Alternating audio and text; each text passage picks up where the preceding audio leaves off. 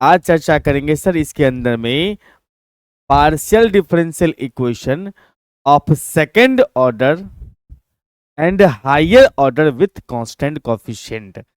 इसका पूरा का पूरा कहानी जो है आपको समझना है।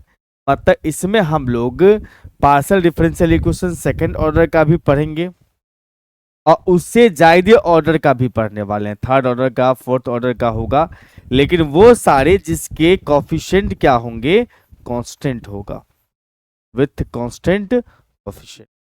तो पहले डिफिनीशन से स्टार्ट करते हैं हम लोग। डिफिनीशन हमारे पास क्या है sir, a linear partial differential equation of n order is given in the form. कोई भी लीनियर पार्शियल डिफरेंशियल इक्वेशन जिसका ऑर्डर n होता है वो कुछ इस प्रकार से होता है, या इस प्रकार से दिखने वाला इक्वेशन कहलाता है लीनियर पार्शियल डिफरेंशियल इक्वेशन। ठीक है, एक सेकंड, यहां थोड़ा गड़बड़ है।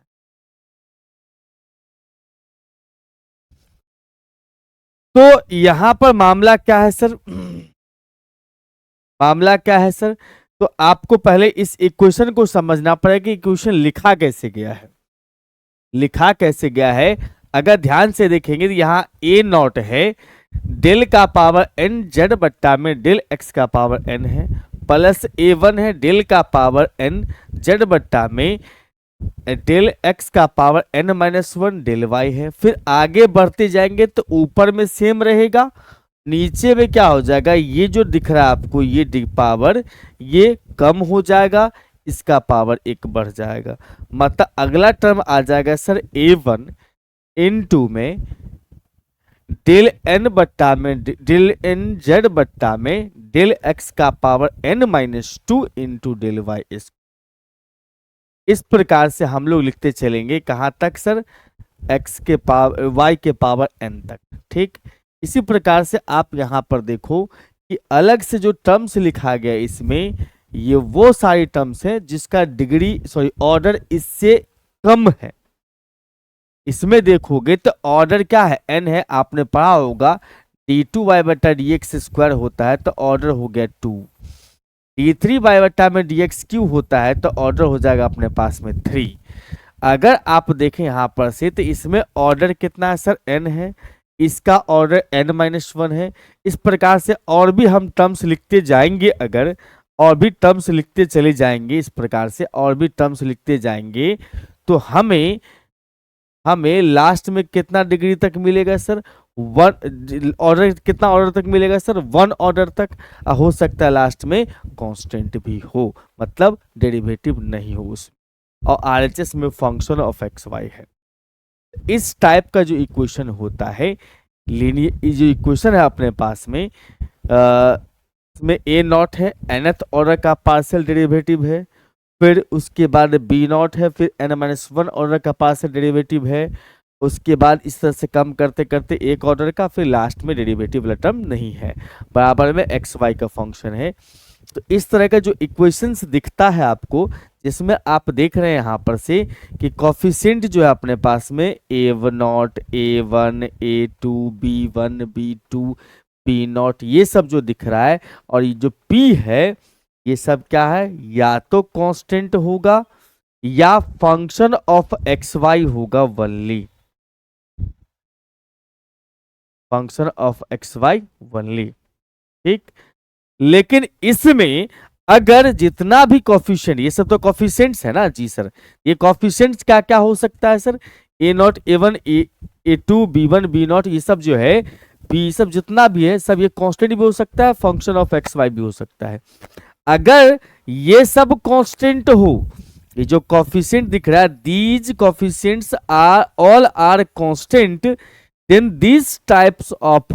these type of differential equation is known as linear partial differential equation with constant coefficient। मतलब ये जो कॉफिशिएंट्स दिख रहा है आपको, ये वाला सब जो दिख रहा है, ये सब जो कॉफिशिएंट्स आपको दिख रहा है, ये सब कॉफिशिएंट जो है ये एक्स वाई वाला भी हो सकता है और कांस्टेंट भी हो सकता है।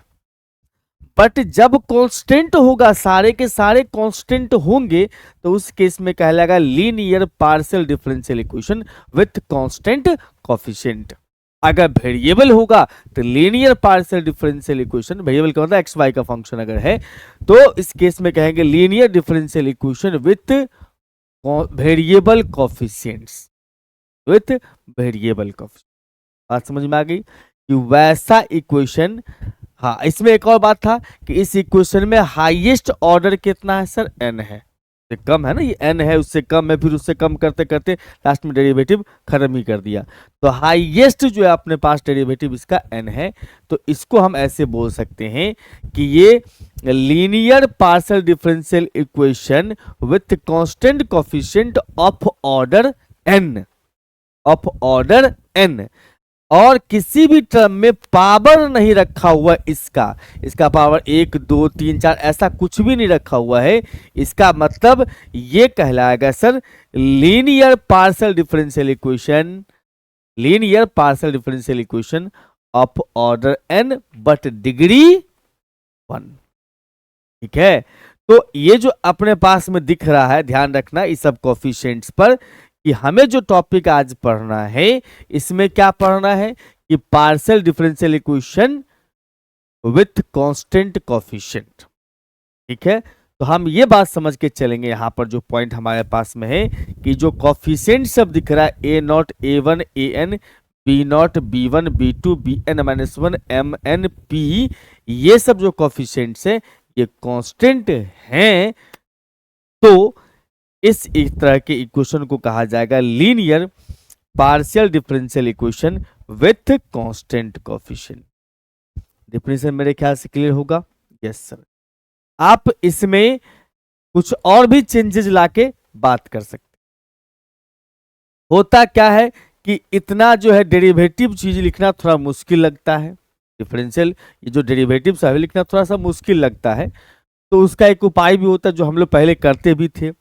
कैसे करते थे सर हम लोग, डी बट्टा में, अच्छा ये जो पढ़े थे डेल जेड बट्टा में डेल एक्स, उसका नाम हम लोग पी रख लेते थे। डेल जेड बट्टा में डेल वाई का नाम क्यू रख लेते थे। डेल टू जेड बट्टा में डेल एक्स स्क्वायर का नाम रख लेते थे क्यू, फिर उसके बाद आर रख लेते थे। डेल टू जेड बट्टा में डेल एक्स और डेल वाई का नाम रख लेते थे हम लोग एस। डेल टू जेड बट्टा में डेल वाई स्क्वायर का नाम रख लेते थे हम लोग टी। ये सब आपने पढ़ा है, शॉर्ट फॉर्म है, पढ़ा है आपने। यस सर, ये सब हम लोग पहले भी इस्तेमाल कर चुके हैं। तो ये सब जो है क्या है, नोटेशन है ताकि थोड़ा लिखने में सिंपल लगे। तो वही चीज है कि इस इक्वेशन में हम क्या कर सकते हैं, थोड़ा सिंपल दिखने के लिए हम यूज करेंगे डेल बट्टा डेल एक्स के जगह पर टी और डेल बट्टा में डेल वाई के जगह पर टी डैश यूज। ठीक है, मतलब अब आप ये कह सकते हो कि ये जो है अपने पास में ए नॉट इंटू डी का पावर n है, उसके बाद a1 इंटू डी है, a1 into D D dash है, डी डी डैश होगा। आप समझ सकते हो यहाँ पर ये जो टर्म लिखा गया अपने पास में, ये जो लिखा हुआ है ये कुछ इस प्रकार से लिखा है, डेल का पावर n-1 बट्टा में डेल एक्स का पावर n-1 साथ में डेल जेड बट्टा में डेल वाई है। तो इसको हम बोलेंगे डी डैश, और डी डैश वाई बोल, डी डैश जेड बोल सकते हैं। ये हो जाएगा अपने पास डी का पावर n-1, है ना। तो इसका मतलब यहां पर से जो लिखा गया है टर्म, इसमें a1 into D D dash होगा, फिर आगे जब बढ़ेंगे तो डी का पावर कमते जाएगा, डी डबल डैश हो जाएगा। इस प्रकार से आप डी डबल डैश नहीं, इसमें आपको समझना है। एक मिनट, टाइपिस्ट महोदय ने कर दिया इसमें कलाकारी। यहां पर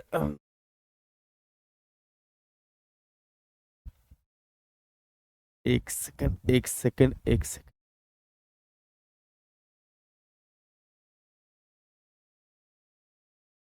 हो।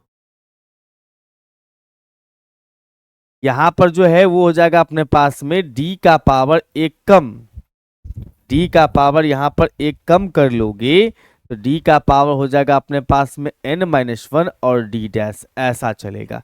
फिर आगे चलेंगे तो हमारे पास में क्या हो जाएगा सर, हमारे पास में हो जाएगा सर a2 इंटू डी का पावर n-2 डी डैश का पावर 2। 12 मत समझना, डी डैश का पावर 2 है। इसको थोड़ा सा हम इसको ऐसे देते हैं, डी डैश का पावर 2। फिर आगे चलेंगे तो अपने देखो यहां पर जो अपने पास में लिखा गया है ना, आगे जैसे जैसे बढ़ते जाओगे तो x का डेरिवेटिव जो x टाइम्स डेरिवेटिव किया जा रहा है वो कम होते जाता है और y वाला बढ़ते जाता है। अगर आप इसके बारे में बात करें तो इसके बारे में मैंने चर्चा कर दिया भैया। इसको लिख सकते हैं हम लोग डेल का पावर n-1 बट्टा में डेल x का पावर n-1 और फिर डेल बट्टा में डेल y लिख सकते हैं, और z तो है यहाँ पर। ये बन गया d का पावर n-1, ये हो गया d डैश, है ना। बिल्कुल इस प्रकार से आप इसको डिजाइन करते चलेंगे। तो अगला वाला जो है वो d का पावर n-1 है, फिर d का पावर n-2 तो d डैश बढ़ जाएगा, फिर d का पावर n-3 तो d का पावर n-3, तो यहाँ पे आ जाएगा अपने पास में d डैश का पावर d डैश। यहाँ पर अपने पास में b नॉट डी का पावर n-1, फिर b1 डी का पावर n-2 n-1, फिर n-2 डी डैश, ठीक है, n-3 और यहाँ पे आएगा डी डैश का स्क्वायर। देखो लॉजिकली अगर समझा जाए तो ये होता है कि यहाँ पर इस दोनों के पावर का सम n बन जाना चाहिए। तो देखो इस दोनों को जोड़ोगे तो n बन जाएगा पावर, इसका भी पावर का सम n बन जाएगा, ठीक है सर। और यहाँ भी टाइपिस्ट जी ने कलाकारी कर दिया है, यहाँ भी आ जाएगा अपने पास d डैश का पावर n, ठीक है भाई। तो इसमें यहां भी आ जाएगा भाई, अब ठीक है। इसमें कहने का मतलब ये है कि अपने पास जो बी वाला जो टर्म था ना, बी वाला, ये इसका ऑर्डर कितना था, n-1 था। इसका मतलब इसमें जो है ये पावर्स होगा वो मिला के n-1 बन जाना चाहिए, दोनों का पावर मिला करके n-1 बन जाना चाहिए। तो कुल मिला के अगर कहा जाए इन शॉर्ट हम ये कह सकते हैं मेरे भाई कि अपने पास में जो मामला है पूरा का पूरा, इसका जो है डी वाला फॉर्मेट ये है, मतलब linear equation of highest order with constant coefficient, आप ऐसे लिख सकते हो। इसका भी ब्रीफ वाला फॉर्म है, शॉर्ट फॉर्म इसका क्या है भाई, ये है जो आपको ध्यान रखना है। मतलब क्या सर, कि जो अपने पास ये इक्वेशन है इसका LHS पार्ट को अगर सही ढंग से आप देखें तो आपको इसमें दो तरह का चीजें दिखाई देगा। क्या क्या दिखाई देगा सर, D और D डैश, मतलब ये पूरा का पूरा टर्म जो LHS में है वो फंक्शन है किसका, D का एंड D डैश का है। इसको हमने लिख दिया sir function of D dash. का मतलब अपने पास में जो इक्वेशन है ये वाला जो इक्वेशन है उसका शॉर्ट फॉर्म ये है कि भैया जो भी इक्वेशन होगा उसमें F D D dash into Z होगा, मतलब function of D and D dash, मतलब इक्वेशन में डी और डी डैश इन्वॉल्व होगा और RHS इंटू में जेड रहेगा और RHS में एक्स वाई का फंक्शन होगा। इस तरह का इक्वेशन जो होता है इसको बोलते हैं हम लोग लीनियर पार्शियल डिफरेंशियल इक्वेशन। अगर कांस्टेंट कोएफिशिएंट तो कांस्टेंट कोएफिशिएंट बोलेंगे, वेरिएबल कोएफिशिएंट तो वेरिएबल बोलेंगे। जैसे अपने पास में देखो ये है अपने पास में क्या सर, ये हमारा है सेकंड ऑर्डर का डेरिवेटिव सब, यस सर सेकंड ऑर्डर का डेरिवेटिव सब है। यहाँ पर से हम कह सकते हैं इसका जो कोएफिशिएंट है वो 4 है 5 है, यहाँ 1 लिखा हुआ है, इसका मतलब ये linear differential equation with constant coefficient हो गया, ठीक है भाई, linear differential equation with constant coefficient. इसको आप ऐसे भी लिख सकते हो क्या, इस इक्वेशन को ऐसे लिख सकते हैं क्या, कैसे सर, यहाँ जो अपने पास से लिखा हुआ है देखो सब में तो जेड है, जेड बाहर लिख लो, ये है 4 इंटू डेल 2, एक्स के टर्म एक्स के रिस्पेक्ट में 2 बार डिफरेंशिएट हुआ है तो 4 इंटू लिख सकते हैं आप इसको डी स्क्वायर। यहां पर क्या किया 5 इंटू में, अब समझोगे इसको जो लिखने जाओगे जेड को भुला दो, ये है क्या डेल बट्टा में डेल एक्स, अब फिर डेल बट्टा में डेल वाई है, जेड तो अपने पास हमने बाहर रख लिया, ये बन गया डी, तो ये क्या हो गया डी डैश बन गया है, का मतलब 5 इंटू डी डी डैश बोल सकते हैं। अब फिर प्लस में ये जो अपने पास में लिखा है ये सेकेंड ऑर्डर है, इसमें y के रिस्पेक्ट में, इसका मतलब इसको कह सकते हैं हम लोग डी डैश का स्क्वायर बोल सकते हैं। अब बराबर अपने पास e का पावर x है। तो मैक्सिमम क्वेश्चन सब में अब आपको ऐसा देखने को मिलेगा सवाल सब में, इस बात का ख्याल रखिएगा कि फॉर्मेट आपको याद रखना है ये वाला, कहाँ डी लगाते हैं कहाँ डी डैश लगाते हैं। जैसे अपने पास में ये इक्वेशन दिया है सर, ये partial differential equation with constant coefficient, यहाँ पर एक है यहाँ पर एक है, तो कांस्टेंट है। बट इसको अगर आप लिखना चाहो तो कैसे लिख सकते हो सर, इसको लिखना चाहे तो ऐसे लिख सकते हैं सर, ये हो जाएगा अपने पास में डी स्क्वायर माइनस में डी डी डैश, जेड बाहर में रहेगा, और इधर में अपने पास में cos x इंटू में cos 2x 2y, ऐसा बोल सकते। इसी टाइप से यहाँ पर अपने पास डी में ही दिया है इक्वेशन, समझ रहे हो कि भैया linear differential equation with constant coefficient है इसमें, क्योंकि इसका जो कोएफिशिएंट सब है ना ये सब कांस्टेंट है, इसलिए कांस्टेंट कोएफिशिएंट बोलेंगे।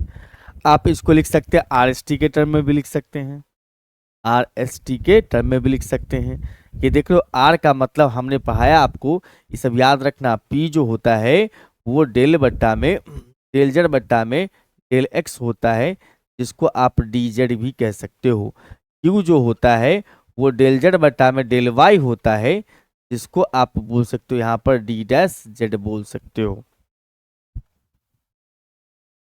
और उसके बाद क्यू हो गया, फिर आर जो होता है वो एक्चुअली में डेल टू जेड बट्टा में डेल एक्स स्क्वायर होता है, तो इसको हम बोल सकते हैं डी स्क्वायर जेड बोल सकते हैं एक्स के रिस्पेक्ट में, इसीलिए।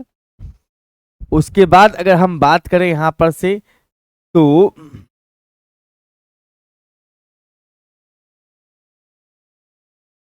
हम ये कह सकते हैं यहां पर से आर एस जो है एस होगा डेल टू जेड बट्टा में डेल एक्स डेल वाई, इसका मतलब इसमें तो दोनों चीज आ गया है, डी डी डैश आ गया है, डी डी डैश जेड हो गया, दोनों चीज है। उसके बाद टी जो है वो क्या है सर डेल टू जेड बट्टा में डेल वाई स्क्वायर है, आर एस टी, इसका मतलब ये हो जाएगा अपने पास डी डैश का स्क्वायर जेड, तो ये याद रखिएगा काम आ सकता है। वैसे आपने पहला ही क्लास में मेरे ख्याल से इसके बारे में चर्चा कर लिया होगा। मैं एक बार बता दूं आपको, पहला क्लास में ही इसका चर्चा कब हो गया था, मैं यहाँ पर एक बार चर्चा कर दूं आपके सामने में।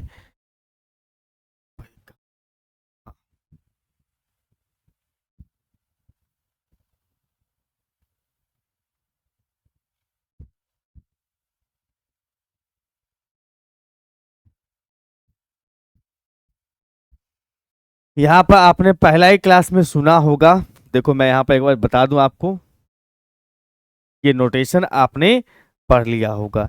डेल जेड बट्टा में डेल एक्स जो होता है, डेल जेड बट्टा में डेल एक्स वो होता है स्मॉल पी, डेल जेड बट्टा डेल वाई होता है स्मॉल क्यू, डेल जेड बट्टा में डेल एक्स स्क्वायर होता है आर, डेल जेड बट्टा में डेल एक्स डेल वाई जो होता है वो होता है अपना एस, और जो होता है वाई के रिस्पेक्ट में होता है वो टी होता है आर एस टी।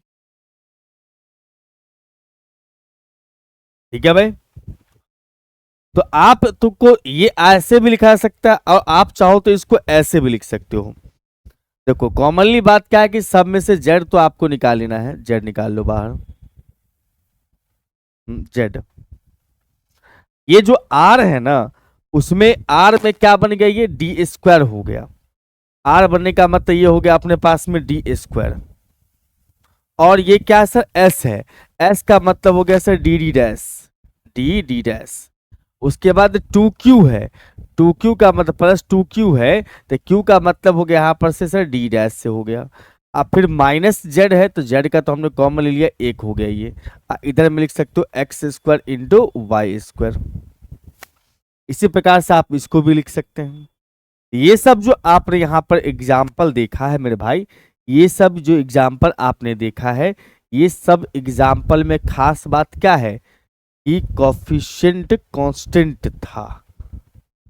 ये एग्जाम्पल गड़बड़ लिखा हुआ है, मैं y लिख दिया है कोफिशिएंट, है ना, ये नहीं चलेगा इसमें। जितना भी आपने अभी तक एग्जाम्पल देखा है ये सब क्या है, इस सब में कोफिशिएंट क्या है, कांस्टेंट है, डेरिवेटिव का कोफिशिएंट कांस्टेंट है। इसीलिए इस सारे इक्वेशंस को हम बोल सकते हैं partial differential equation with constant coefficient. ठीक है भैया। अब इसको हम लोग सॉल्व कैसे करते हैं उस पे चर्चा होगी। ठीक है, सॉल्यूशन निकालने का क्या जुगाड़ है। Solution of partial differential equation of second order and highest order with constant coefficient कैसे फाइंड करते हैं। तो इसका सॉल्यूशन निकालने के लिए the solution of partial differential equation of second order या higher order with constant coefficient are obtained on the basis of following types of equation. मतलब कि partial differential equation of second order या higher order जिसका constant coefficient constant होगा, वो हम ये equation के टाइप को पता करके सॉल्व कर सकते हैं। मतलब इक्वेशन किस टाइप का है उसके हिसाब से रूल काम करेगा। बेसिकली हमें जो पढ़ना है उसमें दो तरह का पढ़ना है। एक पढ़ना हम लोग को homogeneous linear partial differential equation और दूसरा पढ़ना हम लोग को non homogeneous linear partial differential equation. मतलब हमें जो partial differential equation with constant coefficient पढ़ना है सेकंड और उससे ज्यादा ऑर्डर का, उसमें दो वैरायटी का इक्वेशंस मिलेंगे, एक होगा होमोजीनियस दूसरा होगा नॉन होमोजीनियस। तो दोनों का पहले हम लोग टाइप पता कर लेंगे, होमोजीनियस है या नॉन होमोजीनियस है, तो उसके हिसाब से उसमें उसका रूल्स और उस पर हम अप्लाई करेंगे कंसेप्ट। तो कैसे पता चलेगा सर, उसका भी डिफिनेशन हम लोग यहाँ पर पहले सीख लेते हैं। होमोजीनियस के बारे में बात करें sir, homogeneous partial differential equation with constant coefficient. Homogeneous partial differential equation with constant coefficient होता क्या है, तो ध्यान से समझेंगे। कोई भी equation, an equation with constant coefficient which all partial derivatives are same order.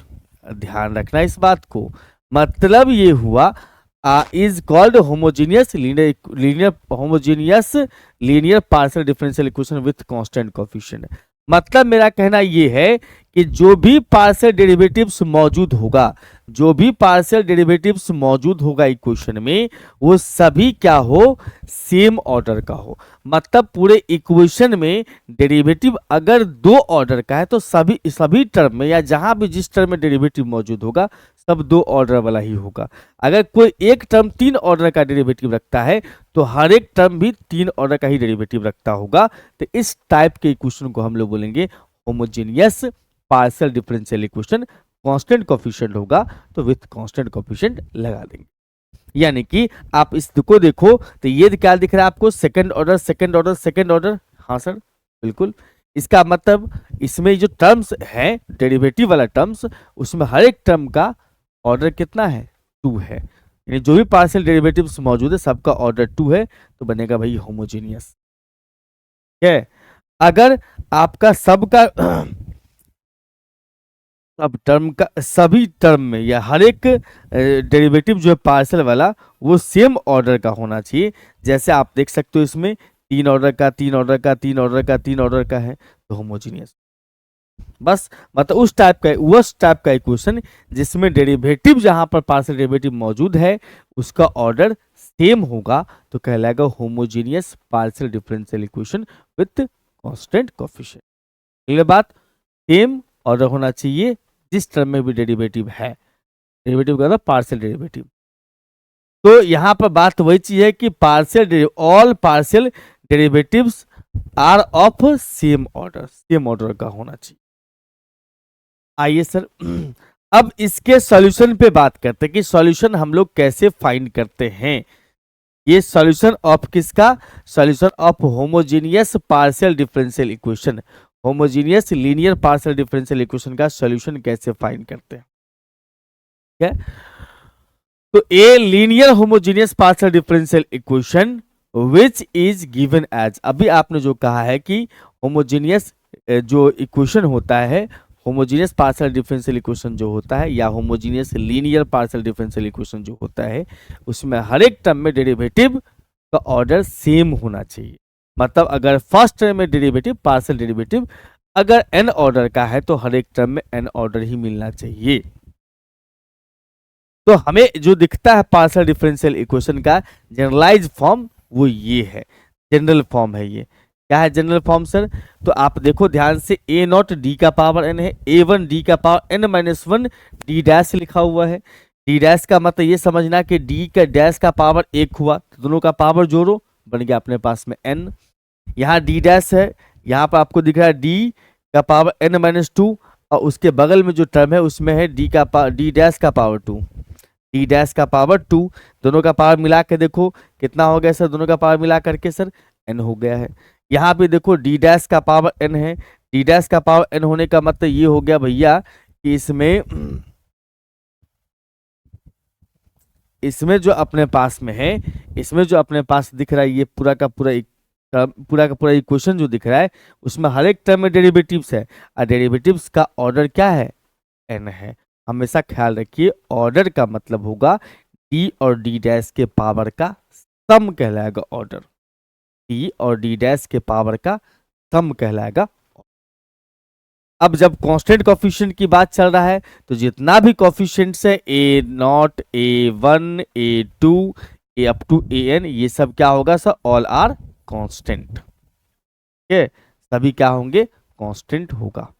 ठीक, और इस इक्वेशन का homogeneous linear partial differential equation का सॉल्यूशन या कंप्लीट सॉल्यूशन हम लोग कहां से फाइंड कर सकते हैं सर? कंप्लीट सॉल्यूशन कहां से फाइंड कर सकते हैं सर? तो हम लोग कंप्लीट सॉल्यूशन फाइंड कर सकते हैं CF प्लस PI से। अब याद करो कि CF किसका नाम था और PI किसका नाम था? The complete solution of equation is obtained by Z बराबर में CF प्लस PI। याद करिए CF का नाम क्या था? CF का पूरा नाम था सर, CF जो होता है वो CF का पूरा नाम था कंप्लीमेंट्री फंक्शन। क्या नाम था? Complementary function. कंप्लीमेंट्री फंक्शन आप शॉर्ट में CF लिखते हो, भूला मत जाना, आपने पढ़ा होगा इसके बारे में, इसमें डिफरेंशियल इक्वेशन जब पढ़ा होगा उस टाइम में, और डिफरेंशियल इक्वेशन आपने पढ़ लिया होगा थर्ड सेमेस्टर के अंदर में। उसके बाद बात करेंगे तो PI जो होता है वो होता है particular integral. Particular integral, particular integral.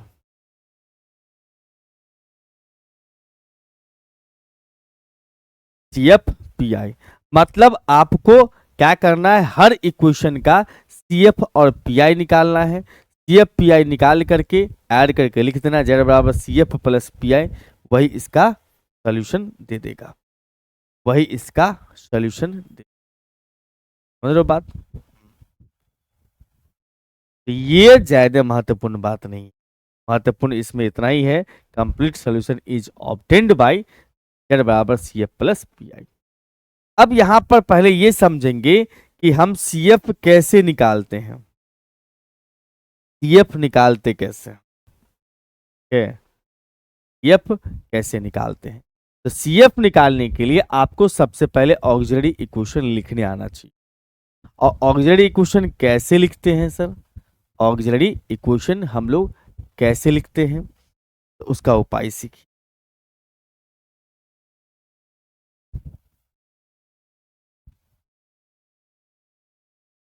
The auxiliary equation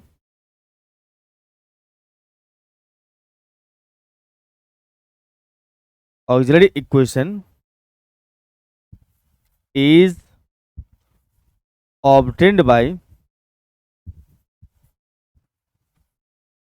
auxiliary equation कैसे हम लोग फाइंड करेंगे या ऑब्टेन करेंगे? तो सबसे पहला काम करना है, इक्वेशन का RHS जो है RHS को 0 होना चाहिए, सबसे पहला पॉइंट। ठीक है, और ये भी याद रखिएगा जिसका RHS 0 है पहले से उसका CF ही सॉल्यूशन देगा। याद करो, ये सब चीज आपने पढ़ा है। जिसका RHS पहले से 0 है उसका CF ही जनरल सॉल्यूशन कहलाता है या कंप्लीट सॉल्यूशन कहलाता है। RHS को 0 होना चाहिए।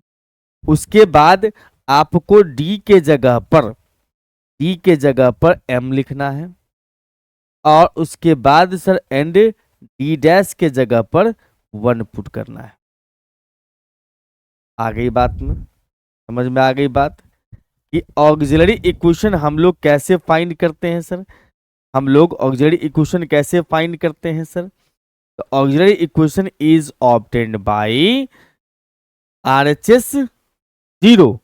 मतलब अगर कोई इक्वेशन दिया हुआ, जैसे हमारे पास ये इक्वेशन है, इसका कहेगा ऑक्सिलरी इक्वेशन लिखो, तो ऑक्सिलरी इक्वेशन क्या हो जाएगा, इतना पार्ट बराबर कितना 0।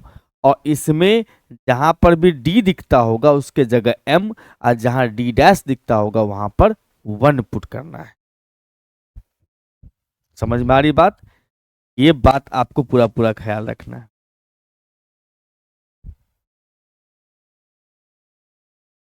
ऑक्सिलरी इक्वेशन लाने के लिए, ठीक। और एक बात ये भी ध्यान रखना है कि अगर किसी इक्वेशन का नोट कर यहां लेता हूं, किसी इक्वेशन का RHS पहले से 0 है, ठीक है। RHS अगर ऑलरेडी 0 है, RHS ऑलरेडी 0 है, RHS is already 0, then CF is complete solution, complete solution, ठीक है। मतलब अगर RHS अगर 0 है पहले से, तो समझ के चलना है कि CF ही उसका कंप्लीट सॉल्यूशन देगा। समझ में आ गई बात। अब यहां पर क्या है sir, M1 M2 M3 up to Mn be the roots of auxiliary equation. अब जो आपने क्या किया होगा, RHS को 0 कर लिया होगा, D के जगह पर M रख दिया होगा, D डैश के जगह पर 1 रख दिया होगा, तो सारे मामला कन्वर्ट हो चुका होगा M में। इक्वेशन कन्वर्ट हो चुका होगा किसमें, M में। अगर M में कन्वर्ट हो चुका होगा तो भैया M का तो वैल्यू आएगा ना। अगर 3 ऑर्डर वाला रहा होगा हमारा डिफरेंशियल इक्वेशन, तो इस केस में M का डिग्री आ जाएगा 3 सॉल्यूशन देगा। 2 होगा तो 2 देगा, 4 होगा तो 4 सॉल्यूशन देगा। इसका मतलब जो भी ऑक्सिलरी इक्वेशन होगा उसका रूट्स का मतलब सॉल्यूशन क्या हो, M1 M2 M3 हो। उस केस में हम लोग CF कैसे निकालते हैं, याद रखेंगे। यहां पर AE का मतलब हुआ ऑक्सिलरी इक्वेशन, ठीक है। ऑक्सिलरी इक्वेशन, CF तो आप जान ही गए, कंप्लीमेंट्री फंक्शन। अगर आपने कहा कि यहां पर से M1 M2 M3 3 रूट्स देगा, तीनों अलग अलग हो सकता है कोई 2 सेम हो सकता है कि भैया तीनों का तीनों इक्वल हो। ये 3 तरह का पॉसिबिलिटी बनता है। हम 3 पर एग्जांपल, ये 4 होगा अगर तो 4 पर भी चलेगा, 5 होगा तो 5 पर भी यही रूल काम करेगा। अगर सारे के सारे रूट्स ऑक्सिलरी इक्वेशन का अलग अलग होंगे तो उस केस में CF बराबर लिखेंगे हम लोग फंक्शन ऑफ y प्लस पहला root into x plus function F2 y plus में दूसरा root into x, function F3 y plus में थर्ड रूट प्लस में x है। इसका मतलब इसका CF फंक्शन के रूप में लिखा जाएगा, और फंक्शन के रूप में जो लिखा जाएगा ये फंक्शन के रूप में अगर रूट्स अलग अलग होंगे तो 3 फंक्शन के समेशन के फॉर्म में आएगा। उसमें भी जो है फंक्शन किसका होगा, y प्लस पहला रूट इंटू एक्स, प्लस में फंक्शन क्या होगा सर, y प्लस में दूसरा रूट इंटू एक्स, प्लस में तीसरा फंक्शन जो होगा y plus third root into x. जब रूट सारे अलग अलग होंगे तब फंक्शन के फॉर्म में लिखना है, बिल्कुल फंक्शन के फॉर्म में ही रहेगा। कोई दो रूट बराबर हो जाए, मान लो m1 बराबर m2 है बट m3 अलग है m1 से, m2 बराबर m1 है बट m3 m1 से अलग है, तो उस केस में क्या होगा सर, जो इक्वल वाला होगा, इक्वल वाला जो होगा वो m1 m2 दोनों इक्वल है, तो आप मान लो कि m1 का वैल्यू 2 आ गया, तो आप इसका रूट कैसे लिखोगे, तो f1y प्लस में वही रूट, पहला रूट इंटू एक्स, और साथ में ये भी ध्यान रखना x इंटू f2y प्लस में m1x। सर m2x होगा, अरे नहीं, m2 तो m1 ही है, और फिर प्लस में function 3 third function y plus में थर्ड रूट इंटू एक्स, यानी कि अगर दो रूट इक्वल हो गया, इक्वल वाले केस में क्या करना है, एक जो है आपको ऐसे लिख देना जैसे ऊपर वाला में केस में है, और दूसरा लिखना है x इंटू, अगर तीनों का तीनों इक्वल हो गया तब उस केस में पहला वाला जैसे था वैसे ही, दूसरा वाला में x इंटू करेंगे, तीसरा वाला में एक्स स्क्वायर इंटू करेंगे। अगर चार रूट से चारों का चारों इक्वल है तब उस केस में क्या लिखेंगे सर, पहला वाला में सिंपल, दूसरा वाला में x के साथ, तीसरा वाला एक्स स्क्वायर, चौथा वाला में एक्स क्यूब, पांचवा वाला में x के पावर 5, ऐसे चलेगा। चौथा वाला में चलेंगे तो एक्स क्यूब, और पांचवा वाले में x के पावर 4 चलेगा। समझ लो बात, तो जितना रूट्स आएगा ना उस रूट्स के अकॉर्डिंग आपको यहाँ पर गेम खेल देना है, ठीक है भैया।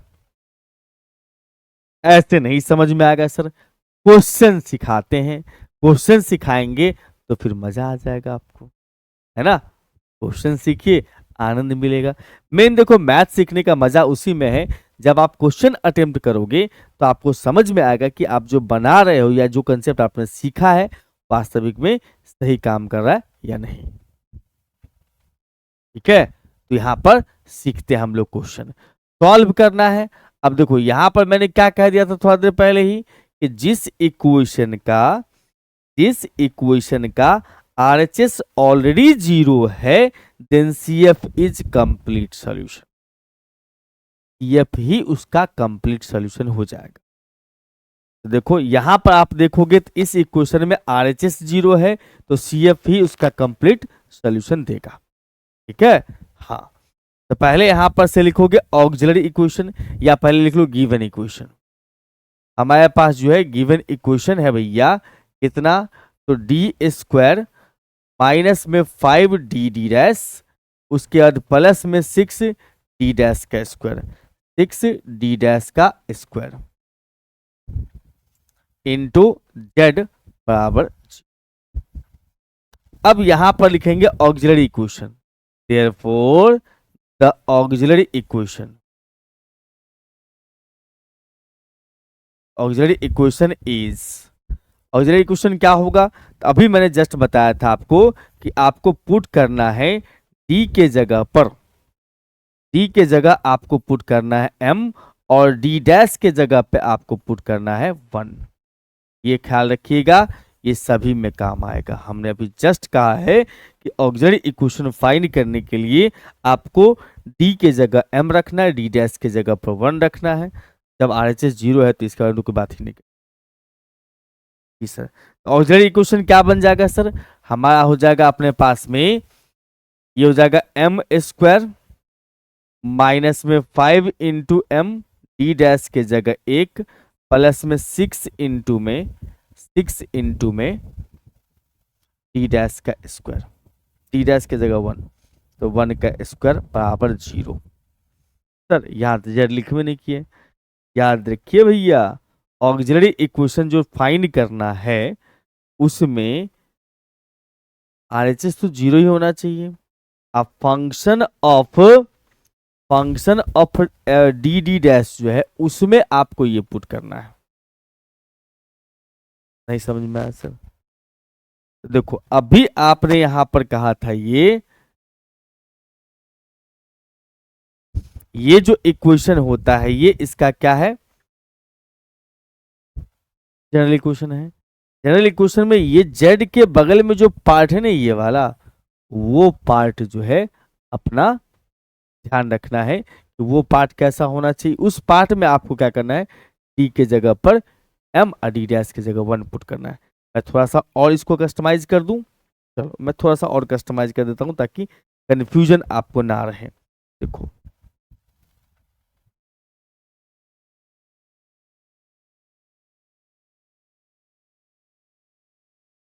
ये तो अलग से आपको ध्यान रखना है, और ये जो अपने पास लिखा हुआ है ये काम हम करेंगे किसमें, in function of D D dash.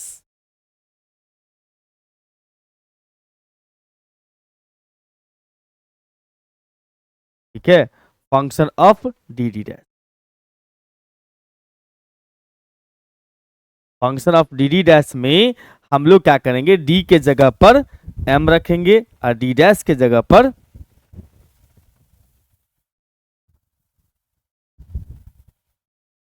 ऐसे इन एफ डी डी इस बराबर। अब आएगा मजा कि जो function of D D dash था उसको 0 के बराबर करेंगे। अब आपको थोड़ा सा और मजा आएगा। Function of D D dash जो था, डी डैश का मतलब हो गया जो इक्वेशन दिया होगा अपने पास में उसका एलएचएस पार्ट में जो फंक्शन डी वाला डी डैश वाला टर्म है, डी डी डैश वाला टर्म है, उसको हम 0 के बराबर करेंगे और उसमें एम के जगह पर, डी के जगह एम, डी डैश के जगह 1। जो इक्वेशन दिया होगा अपने पास में उसमें डी डी डैश वाला जो टर्म होगा उसको 0 करेंगे और उसमें डी के जगह पर एम, डी डैश के जगह 1 लगाएंगे तो ऑक्सिलरी इक्वेशन मिल जाएगा। और हमने यही काम यहां पर किया है। ठीक है भाई। हाँ सर, ये हो गया अपने पास में सर एम स्क्वायर माइनस में 5m प्लस में 6 बराबर में 0। यानी कि आप यहां से ये कह सकते हो कि इसका जो रूट्स आएगा वो होगा एम स्क्वायर माइनस में 3m, हाँ, अब माइनस में 2m प्लस में 6 बराबर 0, तो दोनों अच्छा ठीक है। यहां से आ जाएगा अपने पास m-3 एक फैक्टर और दूसरा आ जाएगा m-2 बराबर 0। यहां से कह सकते हो इसका मतलब m का वैल्यू आ जाएगा अपने पास 2, 3। ये देखो कि जो रूट्स आया है ये सब दोनों का दोनों क्या है, डिफरेंट है, डिफरेंट रूट्स है। तो इस केस में हम लोग सॉल्यूशन क्या लिखेंगे, सॉल्यूशन का मतलब हुआ कंप्लीट सॉल्यूशन। जब आरएचएस 0 है तो कंप्लीट सॉल्यूशन, देयरफॉर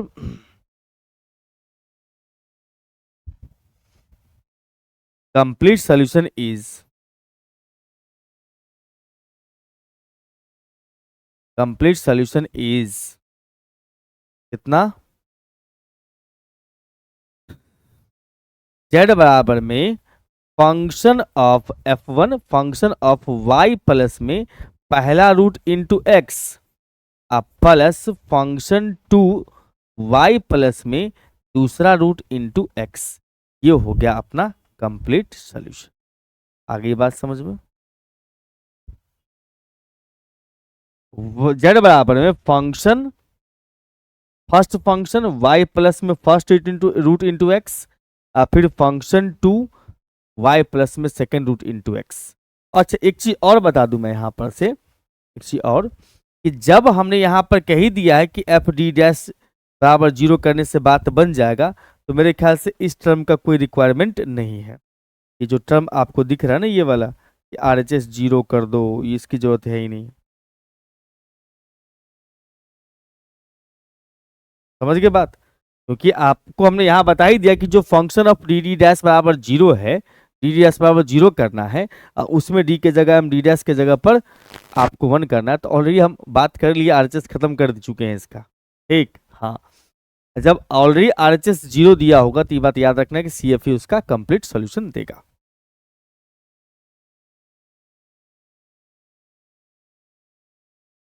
जीरो लिखा हुआ है, इसको कुछ और मत पढ़ लेना। ठीक है सर, आइए एक क्वेश्चन तो आप सीख लिए, आइए दूसरा क्वेश्चन पे आते हैं। दूसरा क्वेश्चन पे आते हैं सर। यहां पर से तो हम ये कहेंगे मेरे भाई कि हमारे पास में डी स्क्वायर दिया हुआ है अब गिवन इक्वेशन लिखते हैं, सीधा ऑक्सिलरी इक्वेशन लिखते हैं। The auxiliary equation is,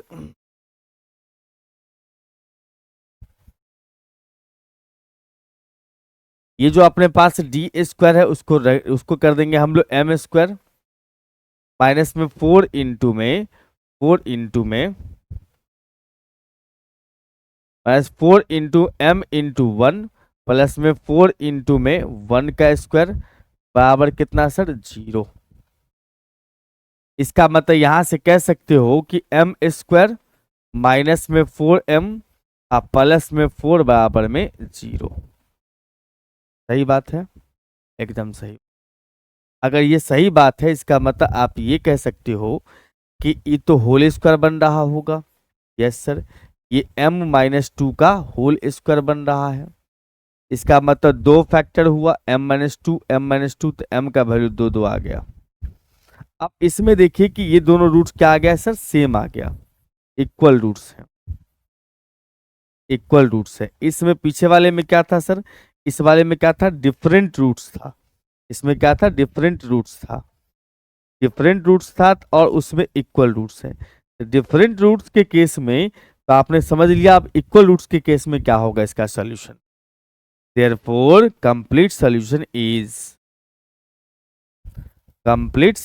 is z बराबर में क्या कहा, पहला फंक्शन पहला जो है f1, इसके सामने लिखोगे y प्लस में 2 इंटू एक्स, पहला रूट इंटू एक्स प्लस, अब जो सेकंड फंक्शन लिखेंगे तो उसके इंटू में x लिख देंगे, x into second function y plus में फर्स्ट रूट ही, या दोनों तो सेम ही है, दोनों में से कोई लिख लो।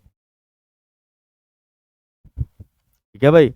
हाँ, एक चीज और ख्याल रखिएगा, किसी किसी बुक्स में f के जगह पर g इस्तेमाल क्या हो सकता है, किसी किसी बुक में f के जगह पर फाई इस्तेमाल हो सकता है, तो फंक्शन के लिए घबराना नहीं है। और एक और चीज हो सकता है किसी बुक में, जैसे पहला वाला में हमने 2 इस्तेमाल किया है, कोई पहले 3 लिख लेगा तो यहाँ पर 3 लिख लेगा, 2 इसमें चल जाएगा। हमने 2-3 लिखा है, 2 यहाँ 3 यहाँ दिख रहा है, अगर कोई 3-2 लिख लिया तो इसका मतलब यहाँ पर 3 आ जाएगा, यहाँ पर 2 आएगा, तो उससे कोई फर्क नहीं पड़ता है। मामला ये होना चाहिए कि यहाँ पर ये वाला पार्टी दोनों के अंदर का सही होना चाहिए अकॉर्डिंग टू दिस। ये f1 में है कि f2 में, उससे कोई फर्क नहीं पड़ता है। ये किस में बैठा हो, किसके सामने में, ये दोनों, उससे फर्क नहीं पड़ता, f1 की f2 के सामने उससे फर्क नहीं पड़ता है। आइए सर अगले क्वेश्चन पे आते हैं। अगला क्वेश्चन अपने पास में है D3। चलो हम सीधा यहाँ पर ऑक्सिलरी इक्वेशन लिख देते हैं। D3 है, माइनस में 6 डी स्क्वायर डी डैश है, plus 11 D D dash square है, माइनस में 6 डी डैश क्यू है। डी डैश का पावर जितना बढ़ा लो कोई फर्क नहीं पड़ता है। ठीक है, यहाँ पर लिखेंगे the auxiliary equation is, auxiliary equation क्या होगा सर, तो मैंने कहा यहाँ पर d का पावर 3 है, इसका मतलब ये m का पावर 3 हो जाएगा, फिर माइनस में 6m स्क्वायर हो जाएगा, प्लस में 11 इंटू m हो जाएगा, माइनस में 6 बराबर कितना 0। आपको यहाँ पर करना क्या है, d डैश की जगह 1 समझना है, तो समझो d डैश है ही नहीं। अब इस टाइप का इक्वेशन, ये जो है ना, ये वाला मेथड, ये सब आपने पहले भी पढ़ा है। जिस समय आप डिफरेंशियल इक्वेशन पढ़ रहे होंगे उस केस में आपने पढ़ा था इक्वल रूट्स होता है तो कैसा होता है, बट वहाँ पर जो सोल्यूशन लिखने का फॉर्मूला होता है वो अलग होता है, यहाँ पर थोड़ा सा अलग होता है। चलिए इसका फैक्टर कैसे निकालोगे सर, फैक्टर निकालना थोड़ा मुश्किल लग रहा है, कोई ज़्यादा मुश्किल नहीं है। पावर 3 है सर, फैक्टर कैसे तोड़िएगा, तो हीट एंड ट्रायल मेथड से लगाएंगे। ध्यान दीजिएगा कि m के जगह 1 रखेंगे तो इसको सेटिस्फाई कर रहा है। हाँ सर, 1 रखेंगे तो 12 माइनस 12 खत्म हो जाएगा। इसका मतलब यहाँ से ये कह सकते हैं कि m बराबर जो है, m बराबर 1 सेटिस्फाई कर रहा है। अगर m बराबर 1 सेटिस्फाइड कर रहा है, इसका मतलब ये कह सकते हो m equal to 1 is satisfied. इसका मतलब ये कह सकते हैं दैट इम्प्लाइज कि भैया m-1 इज ए फैक्टर, ये एक फैक्टर होगा। ठीक है भाई, अगर फैक्टर होगा तो आप फैक्टर बनाओ।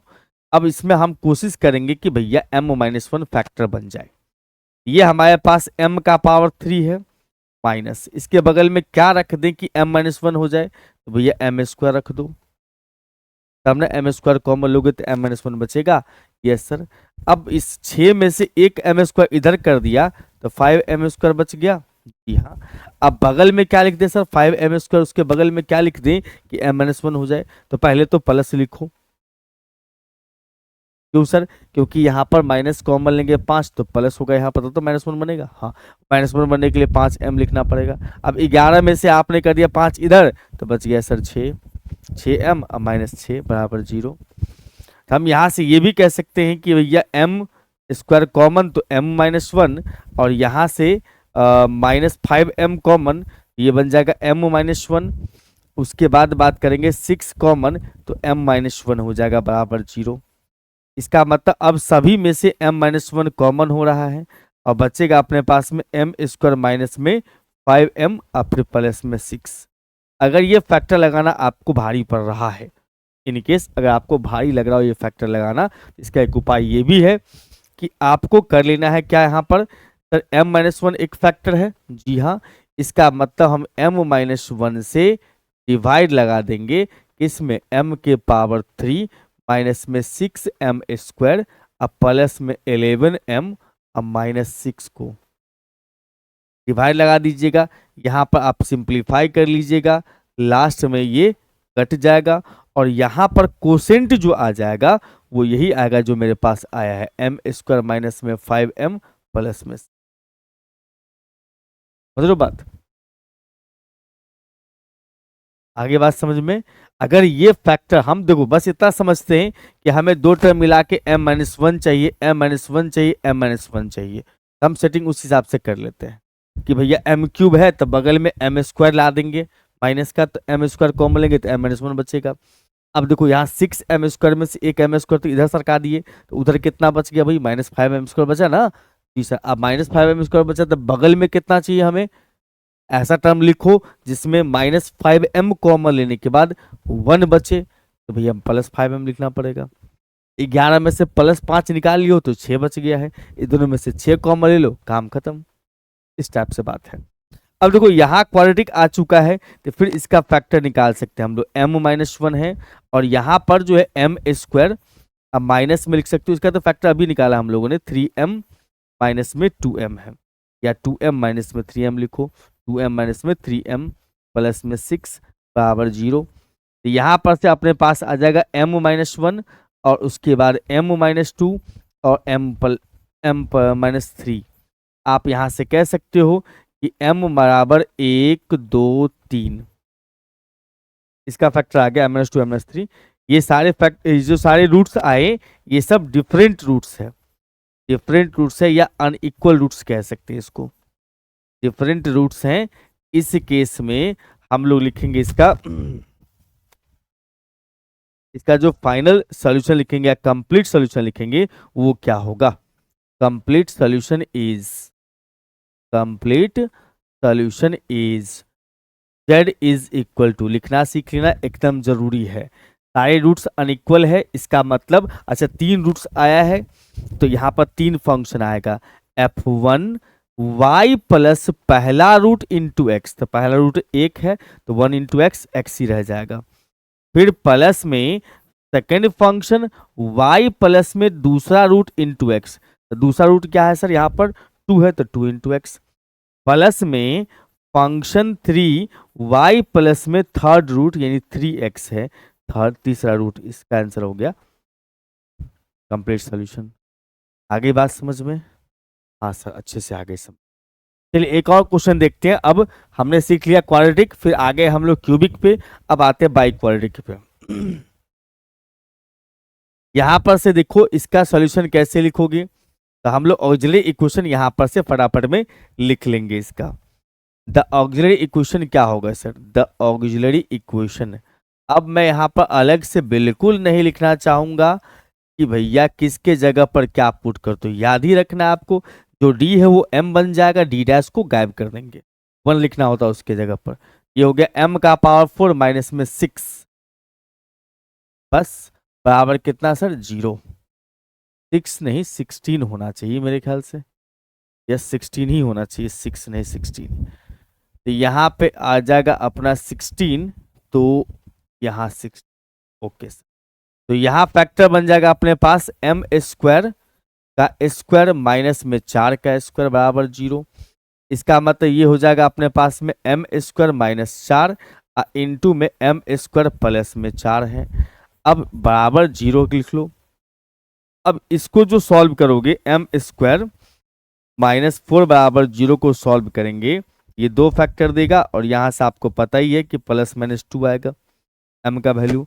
एंड दूसरा जो है एम स्क्वायर प्लस में 4 बराबर 0, यहाँ से एम स्क्वायर बराबर तो आ जाएगा 4, लेकिन माइनस के साथ स्क्वायर उस आ जाएगा तो रूट लगेगा, तो प्लस माइनस तो लगा ही लो। उसके बाद माइनस के लिए आयोटा और 2 के लिए 4 के लिए 2। हमारे पास रूट्स क्या क्या आ गया, इसका मतलब यहाँ पर से m का वैल्यू आ गया -2 + 2, उसके बाद 2 आयोटा और -2 आयोटा, -2 आयोटा + 2 आयोटा, यानी यहाँ पर 4 रूट आ गया। इसका मतलब हम कह सकते हैं सर 4 फंक्शन वाला कंप्लीट सॉल्यूशन आएगा। तो लिख लीजिए ना सर, इसका मतलब यहाँ से लिखिएगा complete solution is z is equal to पहला फंक्शन y प्लस में फर्स्ट रूट, तो -2 है तो -2 इंटू एक्स -2x। हाँ, सारे रूट्स अलग अलग है, ये भी देखना, सारे रूट्स अलग अलग हैं, इसीलिए हम लोग अलग अलग 4 फंक्शन लिखेंगे। वैसे सेम भी रहेगा तभी 4 फंक्शन, बस x से मल्टीप्लाई होते चलता है। और उसके बाद f2 लिखेंगे सर कितना, y प्लस में दूसरा रूट इंटू एक्स। फिर उसके बाद f3 लिखेंगे y प्लस में यहाँ 2 आयोटा है, y माइनस में 2 आयोटा x।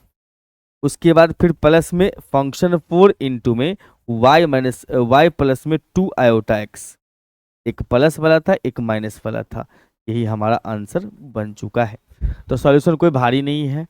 हाँ, वो सब इक्वेशन थोड़ा सा तमाशा करेगा जिसके आरएचएस में 0 नहीं होगा, ठीक है। तो चलिए धीरे धीरे सीखेंगे ना, बेसिक से स्टार्ट करता है लोग सीखना, एक ही बार हाई लेवल थोड़ी पहुंच जाना होता है। एक और क्वेश्चन अपने पास में है, क्वेश्चन क्या है सर, एक बार और देख लिए यहाँ पर एक प्यारे से क्वेश्चन को। ऑक्सिलरी इक्वेशन क्या होगा इसका, द ऑक्सिलरी इक्वेशन क्या होगा। अभी आप जब तक क्वेश्चन नहीं कर रहे थे तब तक आपको ये टॉपिक बहुत टफ लग रहा होगा, लंबा लंबा इक्वेशन लिख रहे हैं सर, लंबा लंबा डेफिनेशन है, नाम भी खूब लंबा लंबा है। लेकिन जब से आप क्वेश्चन बनाना सीख गए होंगे या क्वेश्चन बनाते हुए हमको देख रहे हैं तो आपको लग रहा होगा कि वाकई में ये बहुत आसान था टॉपिक, डेफिनेशन मात्र भारी है। कहते हैं ना कि बाबा धाम लोग जाता है ये बोलबम करते हुए, तो ये सुनने में, जब तक आप सुनते हैं कि ये सफर 105 किलोमीटर 110 किलोमीटर का है तो सुनने में भारी लगता है, लेकिन लोग जब चलना शुरू करता है, चलते चलते कब पहुंच जाता है उसको खुद ठिकाना नहीं है। वही चीज इसमें भी है, जब तक आप इस चीजों को शुरुआत में सोचते हैं कि अरे भारी लग रहा है, इसका नाम सभी सुन सुन के टफ लग रहा है, तो आपको टफ लगेगा, लेकिन जैसे अंदर में इंटर करेंगे, क्वेश्चंस करेंगे तो बात खत्म हो जाएगी भैया, समस्या ही खत्म होगी। तो कोई मैथमेटिक्स का सबसे बड़ा कहानी ये है कि मैथमेटिक्स को आपको सीखना है, तो लोग कहते हैं कि कंसेप्ट आपके पास होगा तब आप मैथ का सवाल बना सकते हैं। दुनिया यही तमाशा कहती है, भाई कंसेप्ट आपके पास है तो आप मैथ का सवाल बना सकते हैं, कंसेप्ट 100% है तो मैथ का सवाल बनेगा, ऐसा दुनिया कहती है। लेकिन मैं कहता हूं कि आपके पास कंसेप्ट अगर 40 से 50% भी है, ठीक, और आपने क्वेश्चन लगा लिया इस टॉपिक पर, 10 क्वेश्चन लगा लिया किसी एक टॉपिक का, आपको कंसेप्ट 100% है तब सवाल बनेगा, दुनिया ऐसी कहती है। मैं कहता हूं कि अगर कंसेप्ट आपके पास 40 से 50% भी है, कुछ कुछ बातें आप कंसेप्ट में, फार्मूला में, डिफिनीशन में नहीं समझ पा रहे, नो इशू, नो पंगा, अगर उस पर आप 10 क्वेश्चन बना लिए ना, तो आप देखो 5 क्वेश्चन बनाने का, छठा क्वेश्चन में जो इंटर करेंगे तो आपको लग जाएगा कि वो सब बातें जो हमने पीछे कंसेप्ट में नहीं समझ पा रहे थे वो यहाँ क्वेश्चन से सिखा देगा।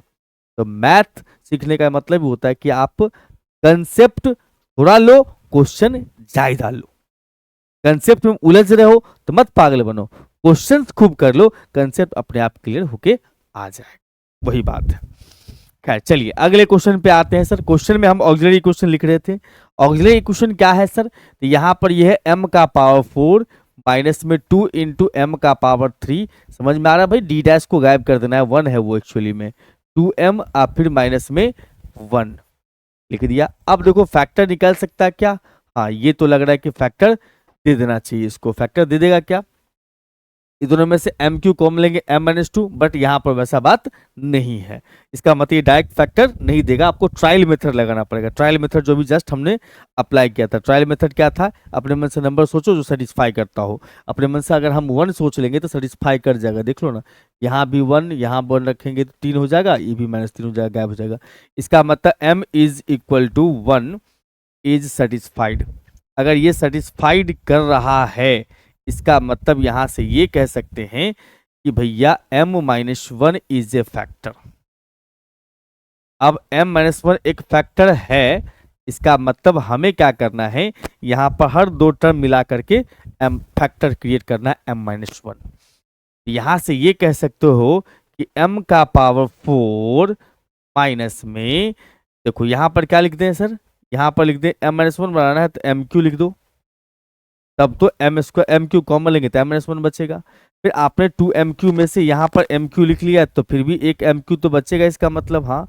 अब इसके बगल में क्या लिख दें, कॉमन लेने के बाद अपने पास m-1 बचे, तो देखो प्लस में हम m² लेंगे, क्योंकि आप जब कभी भी कॉमन लेते हो तो माइनस साइन के साथ कॉमन लेते हैं, हाँ यहाँ पर इसका मतलब m² लिखना पड़ेगा, लेकिन इसमें m² तो है नहीं, तो बैलेंस करने के लिए m² घटाना भी पड़ेगा। अब जब m² यहाँ ये छोड़ दो, इसको भुला जाओ, जैसे से दो टर्म बनते जाए इसको भुलाते चले जाओ, दो टर्म बनते जाए भुलाते चलो। अब यहाँ पर m² आ गया बगल में, इसका मतलब प्लस में m होना चाहिए, जी हाँ, तब तो m कॉमन लेंगे तो m-1 हो जाएगा। अब 2m में से एक m ले लियो तो एक m रखना पड़ेगा बैलेंस करने के लिए।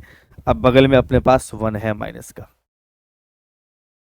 खुद ब खुद सेटिंग हो जाएगा, हर दो टर्म में से अपने आप कॉमन देते जाएगा, m क्यू कॉमन हो गया तो भैया m-1, यहाँ पर से m² कॉमन हो गया तो m-1, यहाँ पर से m कॉमन हो गया तो m-1, और यहाँ पर 1 कॉमन हो जाएगा तो m-1, यानी कि यहाँ पर ज़्यादा परेशान होने की आवश्यकता नहीं पड़ी।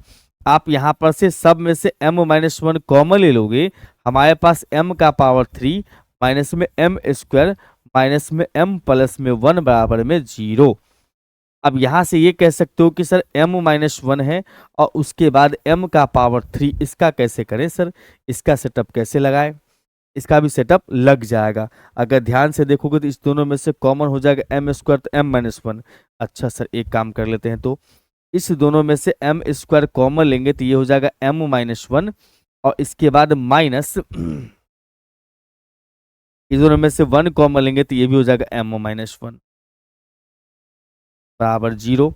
इसका मतलब यहां से आप ये कह सकते हो m-1 और अंदर में से भी m-1 कॉमन हो गया है, और हमारे पास में इधर कितना है सर, इधर में अपने पास में फिर से m² -1 बच गया है।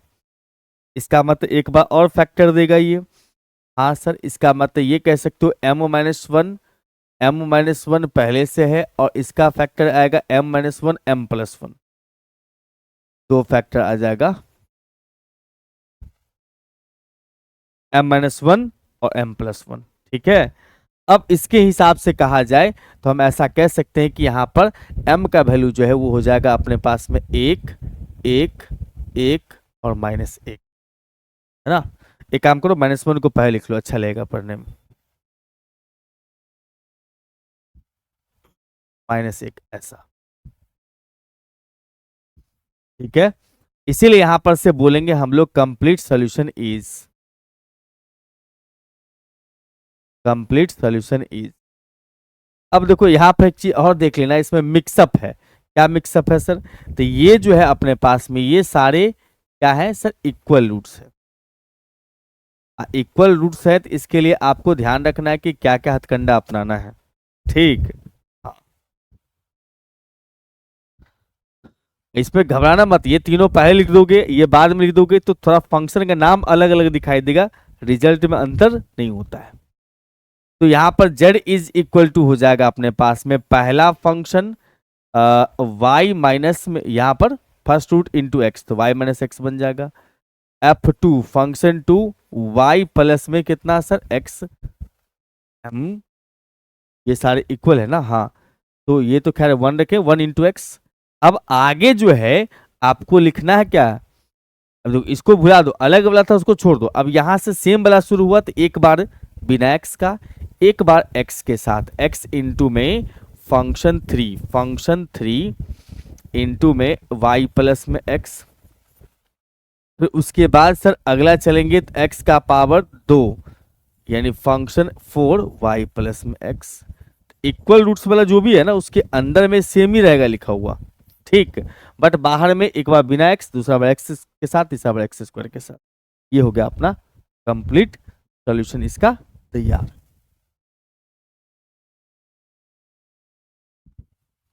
तो इसी के साथ आपका ये टॉपिक होता है समाप्त। मेरे ख्याल से खूब मजा आया होगा, खूब आनंद मिला होगा इसको सीखने में। इस लेक्चर में फिलहाल हम इतना ही रखेंगे, फिर मुलाकात करते हैं आपसे अगले लेक्चर में जिसमें डिस्कस करेंगे हम लोग ये अगले टॉपिक पर। तब तक के लिए बाय बाय।